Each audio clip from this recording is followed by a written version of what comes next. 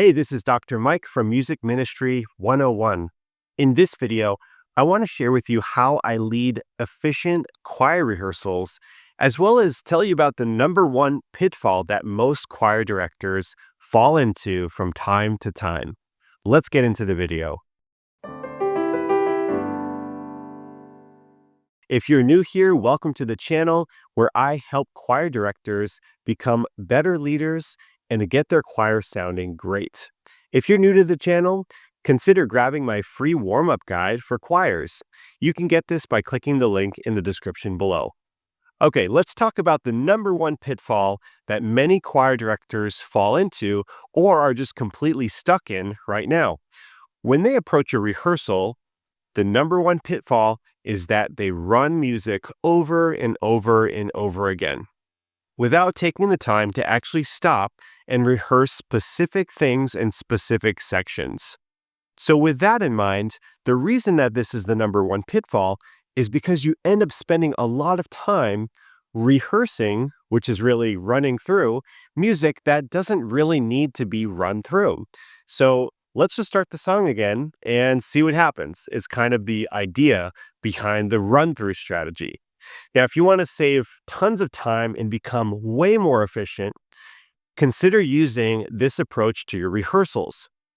The approach is called macro, micro, macro. So macro, the first macro, is when you want to give your choir a sense of the piece. So you actually do have them run through the whole piece or a large section of the piece. That gives them a fighting chance for getting a sense of what the piece is really about. Secondly, it also gives you a sense of what they're going to need when you get into the next section, the micro section. So after you give them a sense of the piece, maybe a little bit of background, you just see where they're at with the piece. Then you move into a micro section. In the micro section, this is when we get to the little details and the important parts of the piece and how they're expressing it.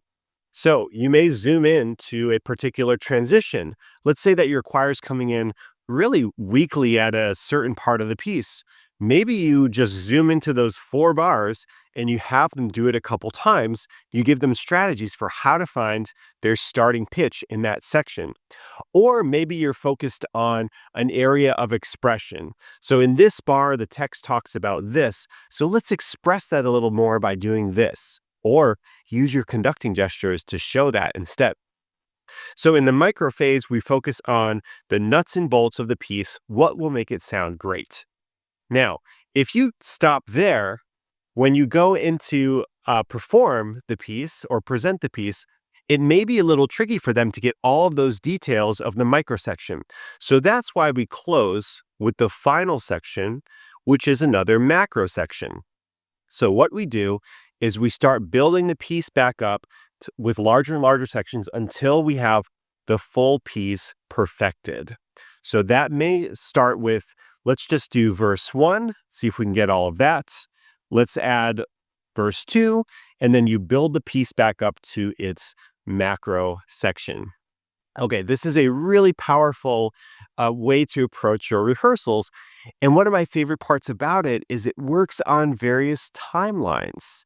So let's talk about shorter and longer timelines, how this could play out.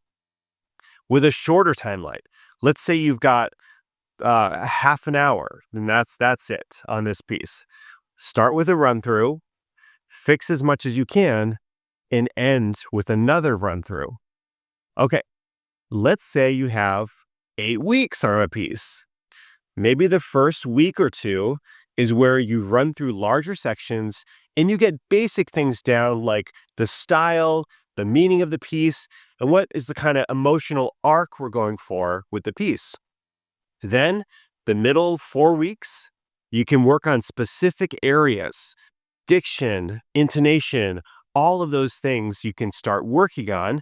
And then the last 2 weeks, you want to build back up to get to that macro version again at the end.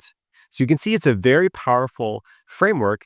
I actually don't personally take credit for this framework because this is used by many, many professional conductors and choir directors as well.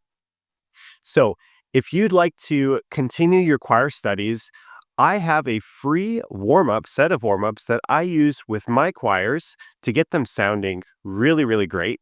You can pick that up by going to musicministry101.com/warmup or clicking the link in the description below.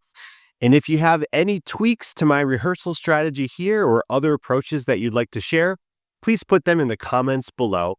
I hope this helped you. Consider subscribing to the channel, and I'll see you in the next video.